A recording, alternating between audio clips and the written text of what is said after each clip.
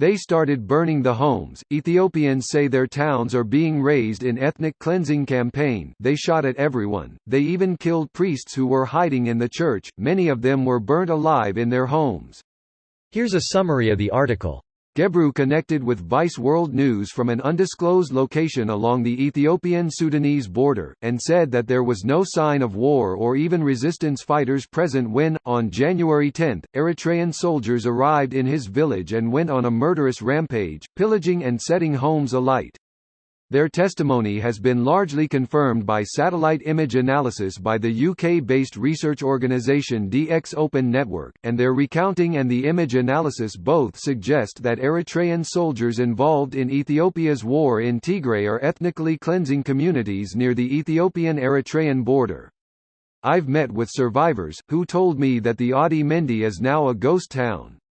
Farmers were forced by Eritrean soldiers to slaughter their cows and prepare food for the soldiers. They later doused the homes of these same farmers in gasoline. Adi Mendi no longer exists.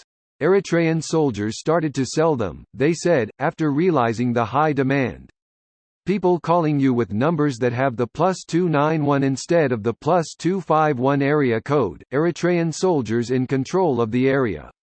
But at least using the Eritrean numbers, we can warn our friends when there's danger. Gurmay says the tiny and mountainous Ethiopian village of Adi Fidal, located 2 miles from the Eritrean border, was attacked twice by Eritrean raiding parties, first in mid-December and later on January 11. Since the Eritrean phone reception started working, I've learned that Eritrean soldiers burnt my aunt's home down, he told Vice World News. This post received a score of 21,000, with an upvote ratio of 97%. Here are the top comments in response to this article. I see 2 posts about Ethiopia on the front page. Things escalated drastically between the two.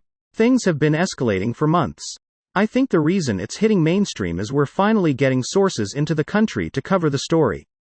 IIRC Ethiopia was basically blacking out this entire Tigray region while they ethnically cleansed it. We are only now hearing about the aftermath. Eritrea, not Ethiopia. A couple years ago when Abiy Ahmed became PM of Ethiopia, he set to work on dissolving the coalition of 4 parties that had been ruling the country for decades. 3 of the 4 parties formed the Prosperity Party, who seek to bring neoliberal reforms to Ethiopia. They had previously been working with state-driven development that was working pretty well, and the Tigray Party wanted to continue with that, so they refused to join the party. Both governments declared each other illegitimate and tensions rose. Oh dear.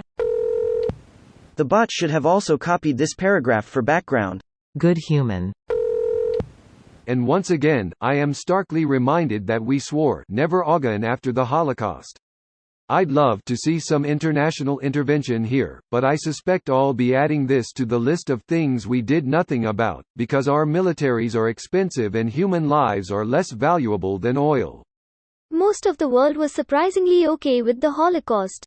Germany making land grabs and defaulting on its war debts, on the other hand. It's always nice to be able to morally justify your wars, though. If we cared, the world economy wouldn't look like what it does right now. This is the important part. The atrocities committed were a very small fraction of why countries were against Germany, most of them were just trying to get their loans back. If anything, Germany was making an extraordinary show of trying to project itself as doing civilized warfare at the time, and many Americans had anti-Semitic sentiment in the financial wake of World War I. If PH didn't happen, the Nazis might have been made a victim in Cold War propaganda. Anti-Semitic behavior is still very prevalent in the US, it's rather disturbing. I remember when Ice Cube made anti-Semitic statements and the Philly president of the NAACP backed him up with a neo-Nazi quote of the Jews controlling the media. No one else seems to remember this. He claims that he didn't know and skated away with his job, when this is the most clearly neo-Nazi image I've ever seen, considering the context of the celebrities in the picture all posting anti-Semitic messages. This video was automatically created by Reddit to speech. The article and comments in this video were selected from Reddit according to their upvotes, and any paraphrasing was performed by smmry.com, without any human intervention.